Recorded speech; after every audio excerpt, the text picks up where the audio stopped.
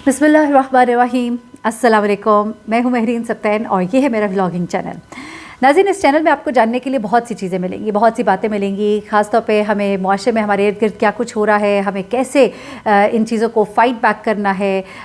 बज़ाहिर आपको लगेगा कि ये सिर्फ चटपटे किस्से ही होते हैं टाइम, लेकिन यकीन मानिए ये आपकी आंखें खोलने के लिए वो हालात व वाक़यात होते हैं जो शायद हम घरों में रह के इतना नहीं बाहर जानते। ख़ास तौर पे हमारे बच्चे जब बाहर निकलते हैं तो हमें वो चीज़ें जानने की बहुत ज़रूरत होती है।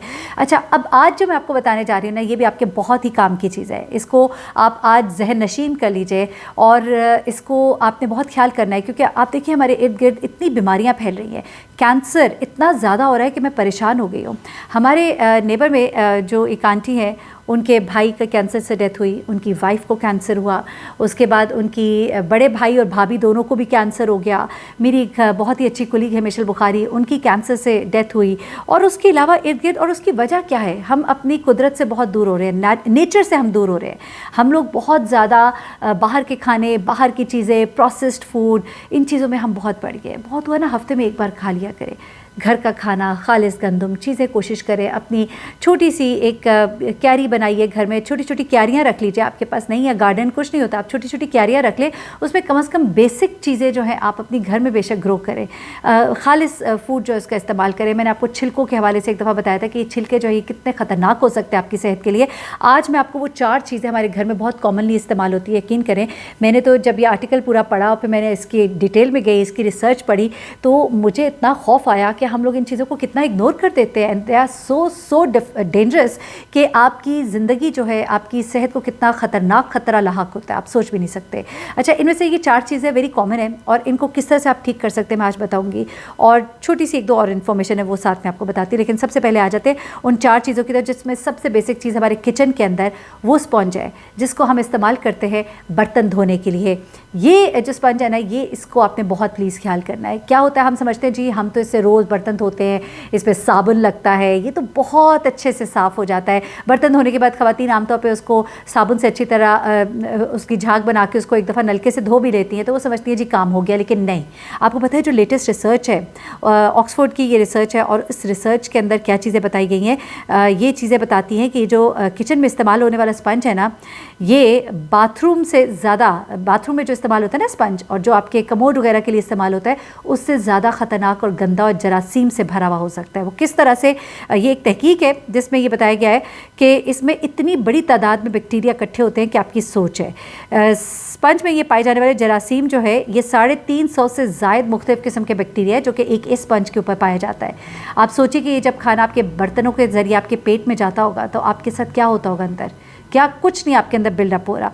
तो इसमें सबसे बड़ी वजह जो इसकी है वो ये है कि आपका स्पंज जो है ना, ये ज़्यादातर वक्त नम रहता है, ये गीला रहता है। तो आपका ये जब गीला रहता है ना, तो जो गीली सतह होती है उसके ऊपर बैक्टीरिया, जरासीम की अफजाइश जो है बहुत तेज़ी से होती है।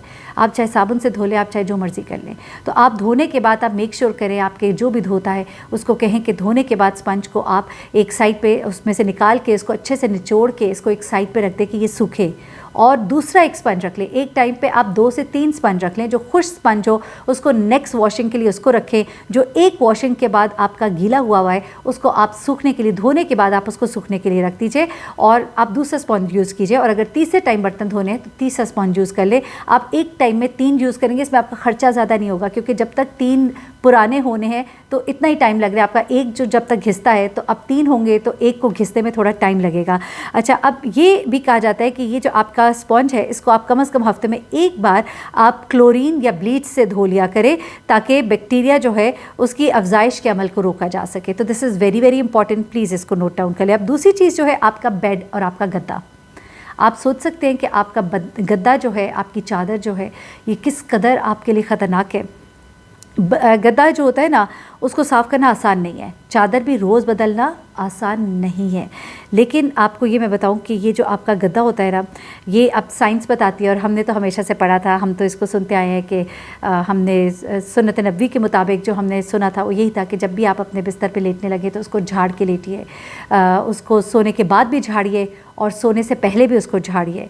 तो अब ये जिल्द से जितने भी, अब साइंस बताती है कि जिल्द से जितने भी झड़ने वाले डेड सेल्स होते हैं गर्दो गुबार होता है, पसीना होता है, तो ये सब का सब आपके गद्दे पर और आपके बेड की शीट के ऊपर ये जमा हो जाता है। और गद्दों की सफाई के लिए बड़े तरीके जो है वो निकाले गए हैं।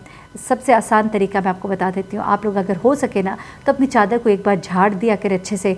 झाड़ने के बाद अगर हो सके तो आप उसको धूप लगा दिया करें।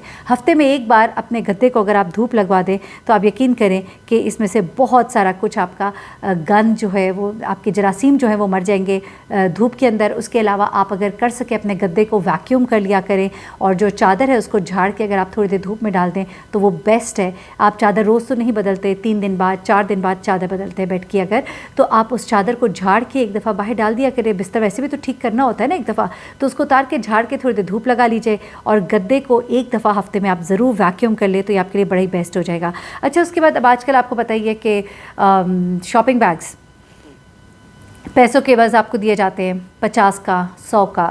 प्लास्टिक बैग्स बैन हो गए। ऐसे में क्या हो रहा है कि आप लोग अपने वो शॉपिंग बैग जो आप उस ग्रोसरी के लिए इस्तेमाल करते हैं जिसमें ईटेबल्स होते हैं, तो ये बड़े ख़तरनाक हैं। किस तरह से हुआ कुछ ऐसे है कि ये जो कपड़े के बैग हैं ना, इन्हीं के अंदर आप लोग सब्ज़ियाँ लेकर आते हैं और इसी के अंदर आप कच्ची सब्ज़ियाँ और साथ ही इसी के अंदर आप कच्चा गोश्त भी ले आते हैं, बेशक वो शॉपर के अंदर होता है। लेकिन अब क्या होता है कि बैक्टीरिया जो है ना, ये एक बड़े खौफनाक बैक्टीरिया है जो सलाद बहुत आसानी से उसके अंदर, सलाद के अंदर वो शिफ्ट हो जाता है। आपके आंतों में जो इन्फेक्शन करने वाला एक बैक्टीरिया है वो सलाद से आपके जिस्म में जाता है। और एक ऐसा बैग जिसके अंदर आपके ऑलरेडी गोश्त हो और उसके अंदर ही आपने अपने कच्ची सब्जियां जिनको ख़ास तौर पे आप सलाद के लिए इस्तेमाल करते हैं, जो पक जाती है, चलो उनकी बात तो और है, लेकिन आपके सैलड वाली जो चीज़ें हैं उनके साथ अगर गोश्त वाला आइटम जो है वो रखा जाता है तो ये बहुत ही ख़तरनाक हो जाता है और ये आपकी आंतों को बहुत बुरी तरह से इन्फेक्ट कर देता है। और यूएस नेशनल क्लीनिंग इंस्टीट्यूट का अमला जो है वो तजवीज़ करता है कि इन बैग्स को हफ्ते में कम से कम एक बार आप लाजमी धोएँ, मशीन की बजाय हाथ से धोएँ, क्योंकि मशीन में धोने की सूरत में ये ख़राब हो जाते हैं बैग्स। तो चले आप इनको हाथ से धोइए और इनको धूप जो है वो ज़रूर लगाइए। अच्छा, उसके बाद हमारी कुछ ऐसी मसनूआत है, चौथी चीज़ जो मैं बताने जा रही हूँ वो है आपके कुछ ऐसी चीज़ें जैसे आपकी कॉफ़ी मशीन्स होती हैं, आपके आपका बहुत से और जूसर्स हैं आपके, ये सब कुछ है जो बिजली से चलते हैं। इनको आप जो है आम तरीके से तो धो देते हैं। गर्म पानी जो है तमाम जरासीम को ख़त्म नहीं करता और कैफ़ीन जो है वो ख़ास तौर पर बैक्टीरिया बढ़ाने में मदद करता है। तो जो कॉफ़ी मशीन्स हैं इन सबको साफ़ करना जो है बड़े अच्छे तरीके से कम से कम हर 3 माह के बाद इन्हें मुकम्मल साफ़ किया जाए, यानी इनके पार्ट्स निकाल के इनको बहुत अच्छी तरह से साफ़ किया जाए। आप देखते होंगे जो जूसेस भी होते हैं ना, उनमें कोने में कुछ हल्का सा कुछ रह जाता है, बेशक आप उसको कितने अच्छे से धोए। तो फिर 1 महीने में आप टाइम ऐसा रखें कि आप टूथब्रश जो होता है छोटी चीज़ें साफ़ करने के लिए, कोने उनके साफ़ करने के लिए आप उसको इस्तेमाल करें, क्योंकि आप हेल्दी जूस तो ले रहे हैं लेकिन आपको ये नहीं पता कि उस हेल्दी जूस के साथ कितना बैक्टीरिया जो है आपके जिस्म में जा रहा है। तो वही चीज़ें जो आप हेल्थ कॉन्शियस होकर इस्तेमाल कर रहे होते हैं, लेकिन वही चीज़ें आपके अंदर बहुत ख़तरनाक मटेरियल जो है पहुंचा रही होती हैं। तो ये 4 चीज़ें प्लस एक और बात जो मैं आपके साथ शेयर करना चाहती हूँ, क्योंकि आपकी सेहत का मामला है, हमारी सेहत का मामला है और सफाई के मामले में हम बहुत कॉन्शियस होते हैं तो हम कुछ ओवरडू कर देते हैं चीज़ें। और अब मैं आपको बताऊँ कि कुछ क्लीनिंग में हमारे ऐसे प्रोडक्ट इस्तेमाल हो रहे हैं जो दिमाग की बीमारियों का वजह बन रहे हैं। पार्किंसंस जो है जिसमें आपकी जो आप भूलना शुरू कर देते हैं और बहुत सी बीमारियाँ जो है वो आपकी वजह बन रही हैं। ये केमिकल्स जो है जो इनसे हम कालीन साफ़ करते हैं, सोफ़े साफ़ करते हैं, ये ब्लीच के कुछ आइटम्स हैं, कुछ बड़े स्ट्रॉन्ग किस्म के इस तरह के आइटम्स हैं।